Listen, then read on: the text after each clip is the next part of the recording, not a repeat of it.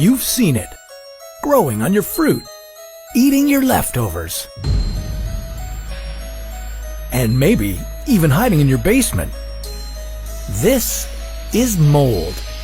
It smells bad, it's creepy looking, and even if you don't know much about it, you probably know enough to keep it as far away from your mouth as possible. But what would happen if you ate some without realizing it? What would it do to your body? And is there any situation where it could actually taste good? This is What If. And here's what would happen if you ate mold. There are up to 300,000 different types of mold, and they could affect you in very different ways. Some could ruin your day by causing nausea or diarrhea. Some could be used to make expensive cheeses. And others could nearly kill you. So how do you know which kind of mold you're dealing with? And is it ever okay to just eat around the mold on your food? I'm asking for a friend. Mold is the microscopic fungi you can find living on plants, animals, and even in buildings. Molds form branches that are like thin threads called hyphae. These can burrow into food, something you might miss since they can be difficult to see.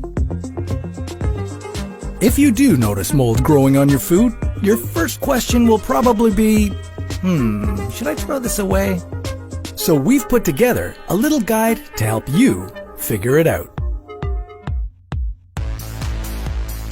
If you find mold on soft foods like yogurts, jams, peaches, or tomatoes, you should throw them out right away.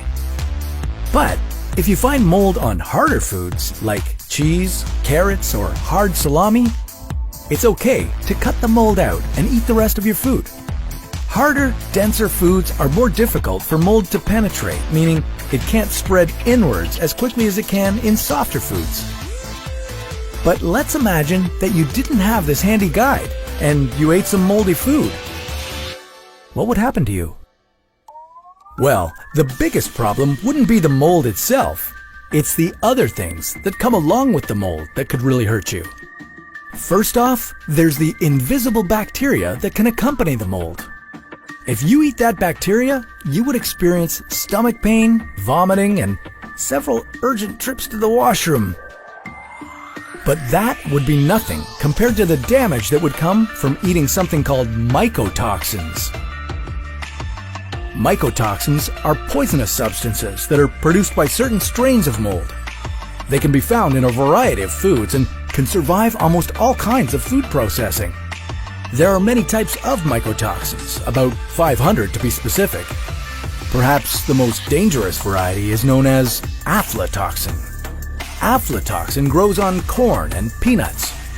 Too much aflatoxin can cause liver damage, cancer, DNA damage, and immune system deficiency. But not all mold is harmful. In fact, some people eat mold on purpose. Take blue cheese, for example. It's produced using the non-toxic blue molds Penicillium roqueforti and Penicillium glaucum. These molds have antibacterial properties that enable them to suppress pathogens. They also break down proteins, which is why blue cheese is so creamy and has a sharp flavor. Just like most things on our planet, there's more to mold than meets the eye. Sure, it can make you sick, but it's also the key to one of the most powerful antibiotics of all time, penicillin. Maybe there's another world-changing innovation just waiting to be discovered somewhere in that fuzzy blue mess. But that's a topic for another What If.